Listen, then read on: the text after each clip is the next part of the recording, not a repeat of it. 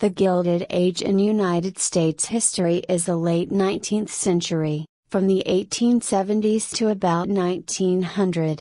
The term for this period came into use in the 1920s and 30s and was derived from writer Mark Twain's 1873 The Gilded Age, A Tale of Today, which satirized an era of serious social problems masked by a thin gold gilding.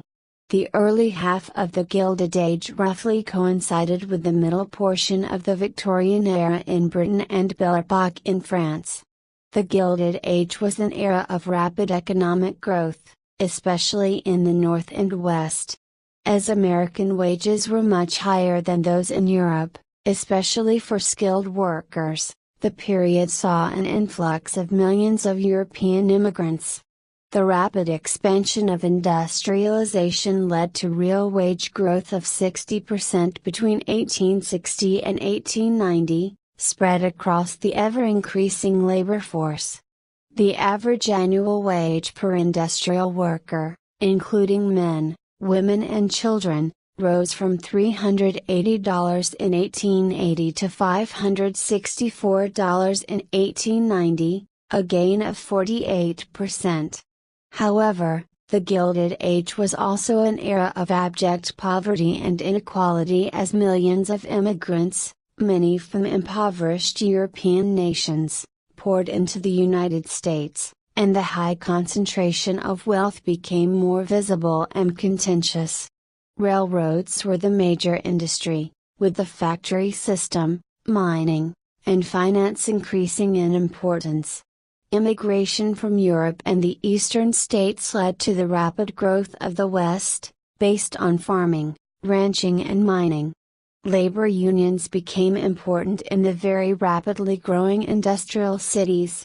Two major nationwide depressions, the Panic of 1873 and the Panic of 1893, interrupted growth and caused social and political upheavals. The South after the Civil War remained economically devastated. Its economy became increasingly tied to cotton and tobacco production, which suffered from low prices.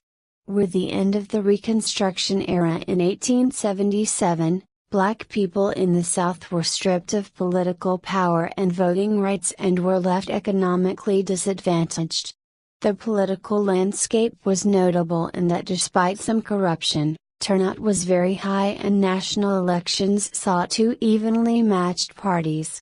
The dominant issues were cultural, especially regarding prohibition, education and ethnic or racial groups, and economic, tariffs and money supply. With the rapid growth of cities, political machines increasingly took control of urban politics. Unions crusaded for the 8-hour working day and the abolition of child labor. Middle-class reformers demanded civil service reform, prohibition, and women's suffrage. Local governments across the North and West built public schools chiefly at the elementary level. Public high schools started to emerge. The numerous religious denominations were growing in membership and wealth, the Catholics moving to the largest totals. They all expanded their missionary activity to the world arena. Catholics and Lutherans set up parochial schools and the larger denominations set up numerous colleges, hospitals and charities.